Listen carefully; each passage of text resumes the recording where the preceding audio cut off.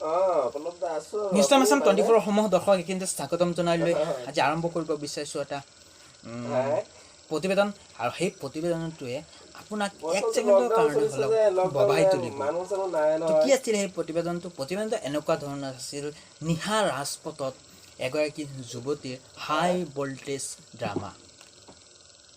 আৰু সেই ঘটনাটো ক'ত ঘটিছিল জানেনে?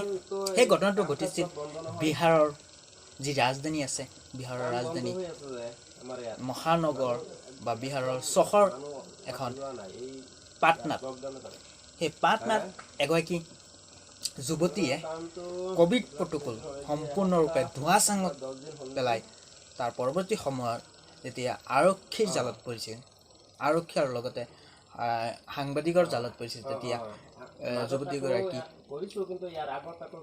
উগ্ৰমূৰ্তি ধাৰণ কৰা পৰিলক্ষিত হৈছে।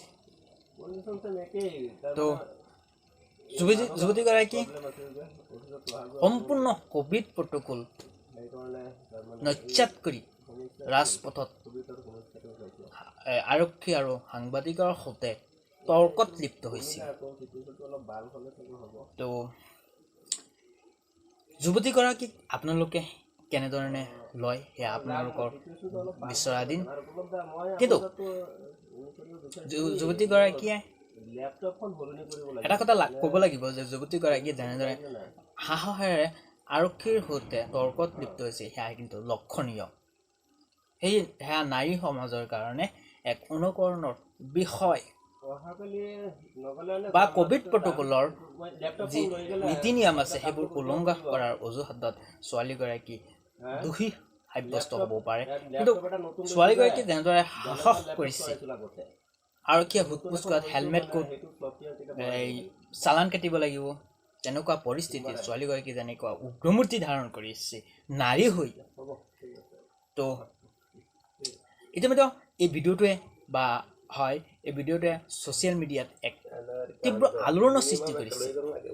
ছ'চিয়েল মিডিয়াত ব্যাপক ধৰণে ভিডিঅ'টো ভাইৰেল হোৱা পৰিলক্ষিত হৈছে। তো বলকচোন চাই লওক কি আছিলে ভিডিঅ'টো। बनेगा कि गरीब लोग जो भूखे मर रहे उसका जाके वीडियो क्यों नहीं शूट कर? नहीं वो तो सब ठीक है। तो वही देखने के लिए गई थी, बनाइए वीडियो आप। हाँ। मैं वही देखने के लिए गई थी, हर लॉकडाउन में करती हूँ मैं ये काम। अच्छा। आज तो लगाइए वीडियो जितना लगाना है। हेलमेट भी नहीं लगाएंगे आप? हाँ नहीं लगाऊंगी मैं।